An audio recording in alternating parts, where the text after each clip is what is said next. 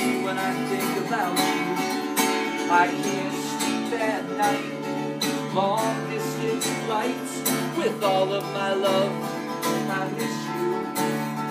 Please come home where you belong. Please come home where you belong. Yeah, yeah.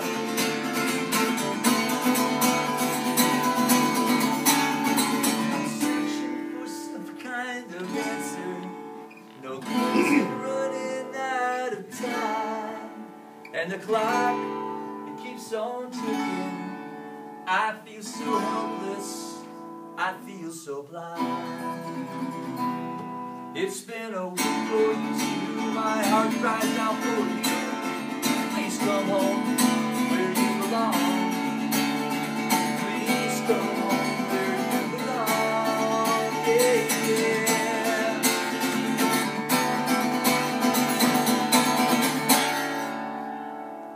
So a story about this song, and actually you can go to my website. All these songs are on the website. So I started working in San Quentin in 1998.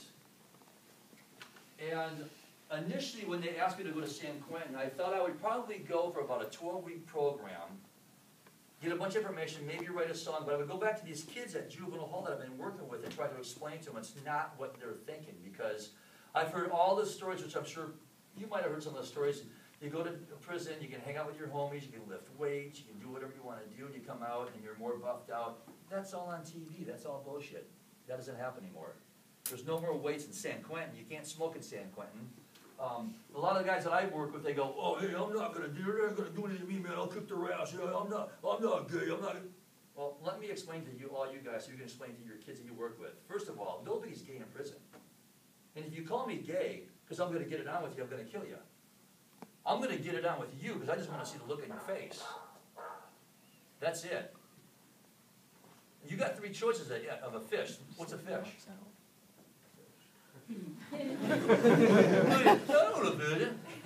It's not like cod or salmon or anything. What's a fish? No, it's a... Yeah. What is it? Thank you. Did you read my book? You're a shy boy, aren't you? Yes, you are. I can tell. It's like, don't talk to me. Okay, so if you're a fish, first-time offender going into a prison, and I see you, I'm going to say, hey, bro, you got three choices.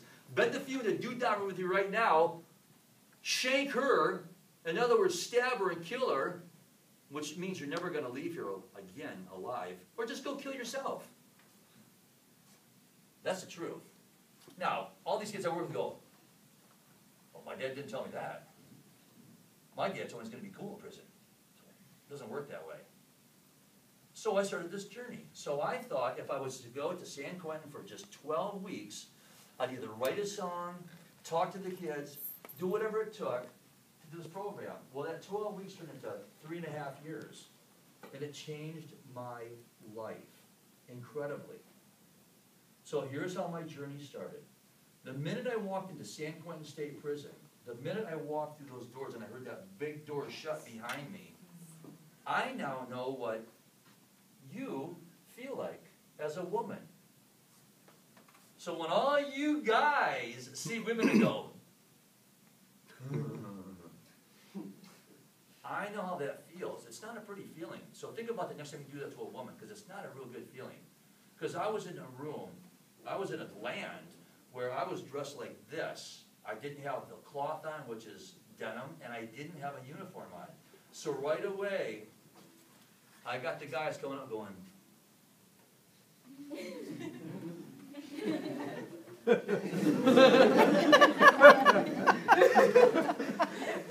that's what you guys are going to deal with. It's called intimidate and manipulate.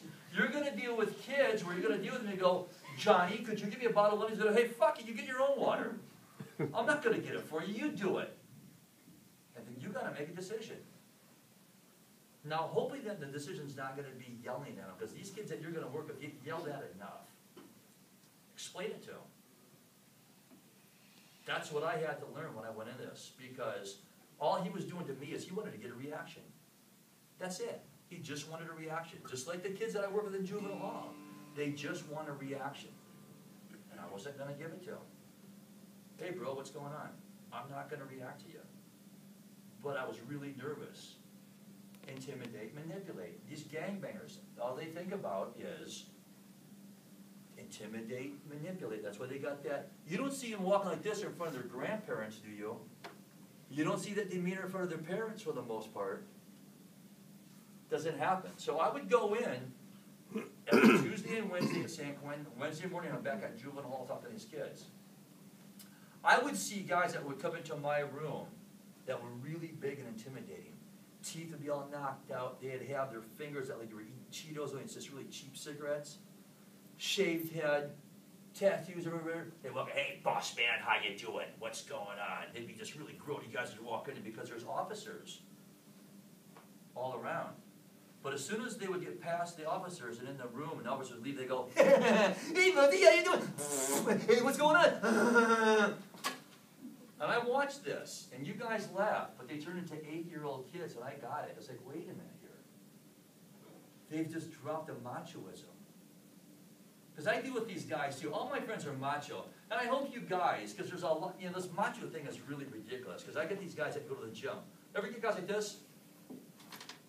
It's like, what are you doing, man? You know? Or my buddies will go, hit me one time. I'm not going to hit you. No, seriously, just come on, one time. I wish I had enough to just like drop them one time and say, well, there you go. But it's a macho thing. I shake little kids' hands and they're like, hi, Buzzy, how you doing? It's like, who taught you to do this? My granddad. Mellow out a little bit. Get in touch with yourself. You guys and ladies are going to have a hell of a responsibility when you talk to kids. Because you're going to work with damaged goods.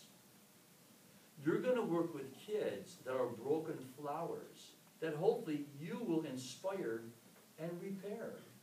So while I was in San Quentin, it came up about Richard Allen Davis. What is Richard Allen Davis famous for?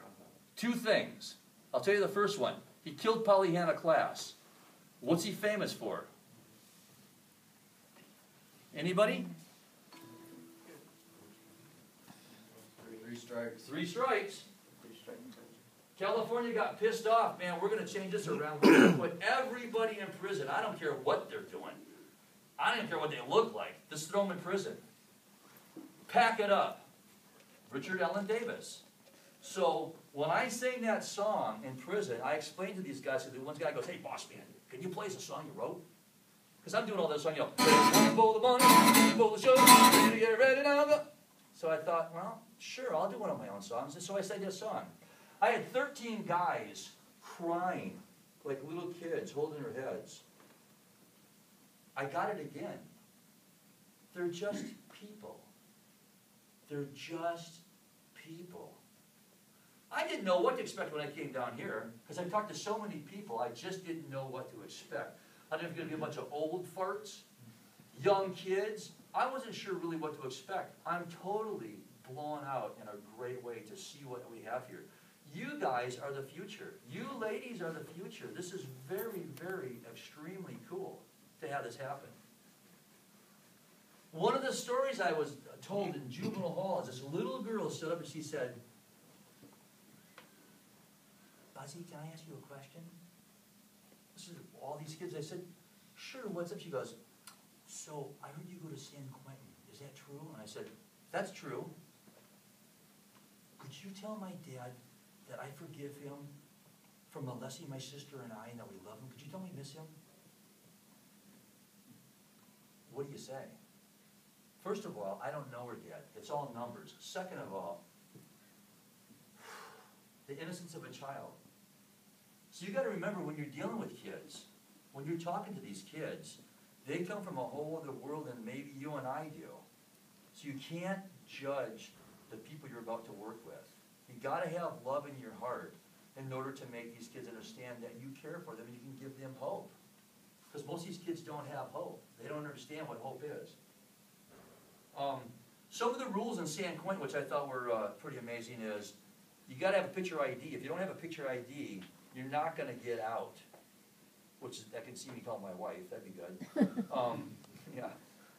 You gotta sign a waiver that if there is a riot, that there is no hostage negotiations, which means I'll just be killed. So I had to wonder about that every night as I went in. So I would call my wife before I'd go in. I would call her when I got out to let her know that I'm out.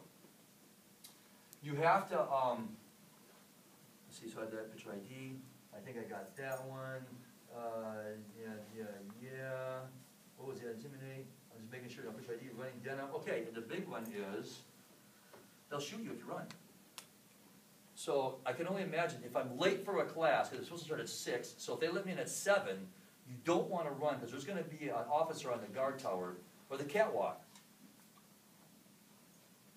Nice suit. George Zimmer? What's a catwalk? Because you could walk the catwalk right now, bud. What is a catwalk? It's not what people think of.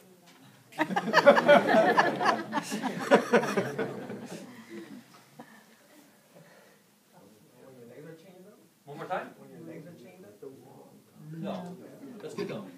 Isn't it like a little, kind of like, yeah, like a bridge? Yeah, it's a guard tower. It's a bridge. So you got these guys up there, and they're going, look at this musician. What an asshole. You want to get him or me? Let me get him. Okay, here he goes. He's running. And I don't even realize it. Kapow, they're done. They're not going to ask any questions. That's intense. That's really intense when you think about it.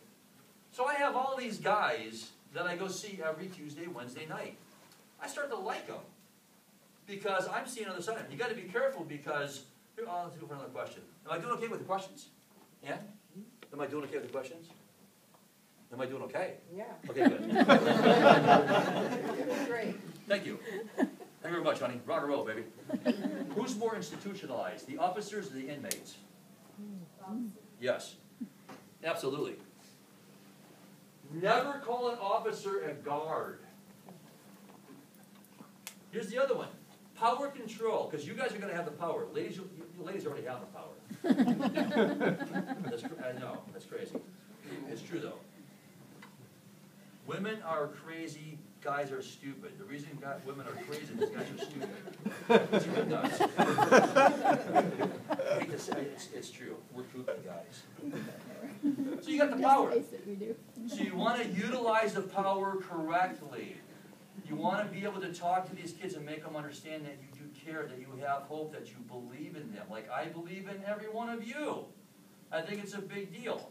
So, I go in and I work with these inmates. I don't know if you realize it, and actually I'll pick on you again. Sit for a second. Sit over there. For a minute. In the state of California, this is Frank. Frank looks pretty good, huh? Frank's even got breasts. In the state of California, that's it, thank you, go back down.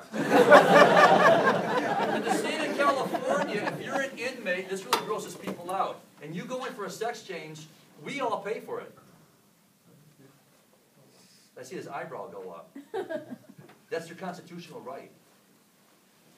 They're called sugar shorts. These are guys who are in there, and they're going to have as much sex as possible because they don't want to get beat up.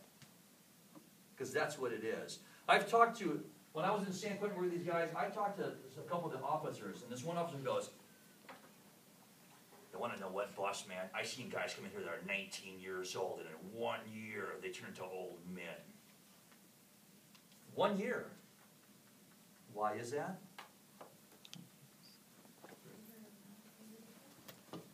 I'm sorry? They're around older people. Wrong answer. It's because you're going to have some guy like me going, here's the deal. The minute you close your other eye, I'm going to rape you.